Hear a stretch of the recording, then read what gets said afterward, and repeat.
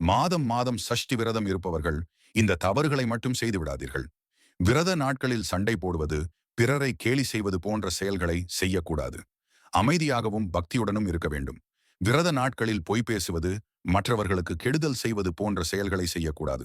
கெட்ட வார்த்தைகள் பேசுவது, மற்றவர்களை தவறாக பேசுவது போன்ற செயல்களை செய்யக்கூடாது. உப்பு, புளிப்பு, காரம், எலுமிச்சை சாறு, இளநீர் போன்றவற்றை அருந்தக்கூடாது. விரதம் இருந்து கொண்டு பகலில் தூங்கக்கூடாது. அதிகம் பேசுவதை தவிர்க்க வேண்டும். முக்கியமாக அசைவம் சாப்பிடக்கூடாது. காலையில் தாமதமாக எழுந்திருக்கக்கூடாது. ஏதேனும் ஒரு வேளை உபவாசமாக இருக்க வேண்டும்.